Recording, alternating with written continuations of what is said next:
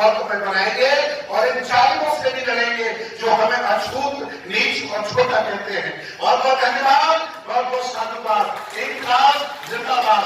हमें होता है जय हिंद, जय संविधान। गति पर आपके अकलमंडता की वजह से, आपकी जातिवाद की वजह से, आपके निखल्ले होने की वजह से देश पर जो शासक बैठे हैं वो जालिम हैं, उनका न्याय चल रही है, इसलिए आपकी एक भी आवाज को वो सुन नहीं रहे। इसलिए मैं आज पूरे देश से आह्वान करता हूं, सभी जिंदा लोगों से, अम्बेडकरवादियों से, मानवतावादियों से, संविधानवादियों से, डॉक्टर अम्बेडकर और आज इस कॉन्स्टिट्यूशन क्लब में पधारे सभी जिंदा लोगों को जय हिंद।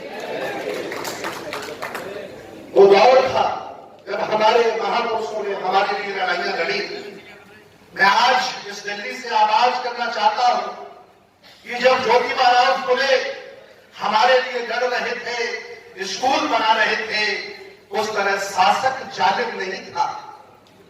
याद रखना, बाबा साहब डॉक्टर अम्बेडकर जब हमारे लिए लड़ रहे थे वो शासक जालिम नहीं था। इस समय देश भारत की गति पर आपके अकलमंडता की वजह से, आपकी जातिवाद की वजह से, आपके निखल्ले होने की वजह से देश पर जो शासक बैठे हैं वो जालिम हैं, उनका न्याय चल रही है, इसलिए आपकी एक भी आवाज को वो सुन नहीं रहे। इसलिए मैं आज पूरे देश से आह्वान करता हूं, सभी जिंदा लोगों से, अम्बेडकरवादियों से, मानवतावादियों से, संविधानवादियों से, और इससे खराब वक्त नहीं आएगा जितना खराब वक्त चल रहा है। और इसको सुधारने का एक ही तरीका है कि जिनकी संख्या कम थी उन्होंने सिस्टम बनाया और सिस्टम बना के देश पर कब्जा कर लिया।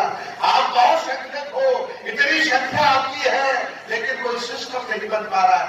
लेकिन फिर भी 100 में 2 लाख जिंदा लोग हैं जो लगे हैं और संघर्ष कर रहे हैं। ये बहुजन महापुरुषों का आंदोलन चल रहा है।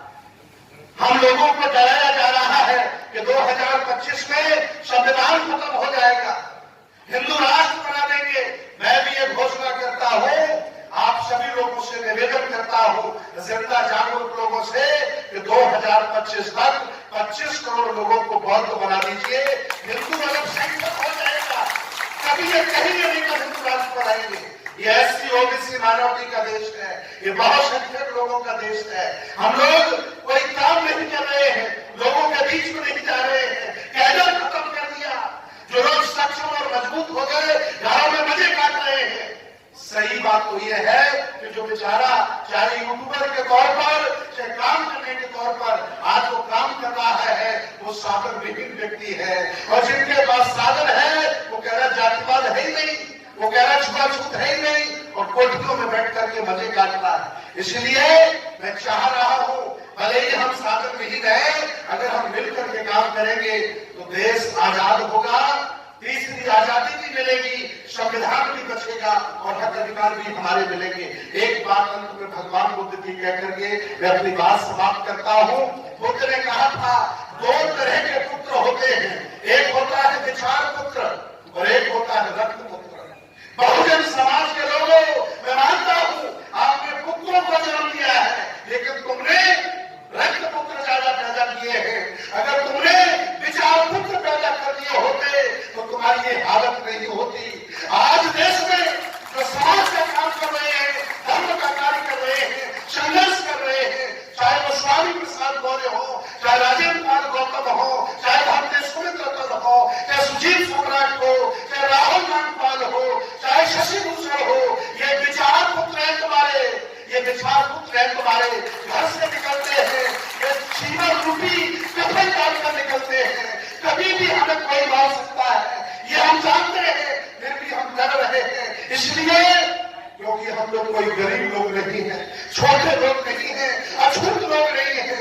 इस देश भारत के पुराने राजा महाराजा इसलिए लड़ रहे हैं और अपने पुरखों के देश को बचाएंगे, सबको साथ लेकर के चलेंगे और देश को बौद्ध में बनाएंगे और इन जालिमों से भी लड़ेंगे जो हमें अछूत, नीच और छोटा कहते हैं। बहुत बहुत धन्यवाद, बहुत बहुत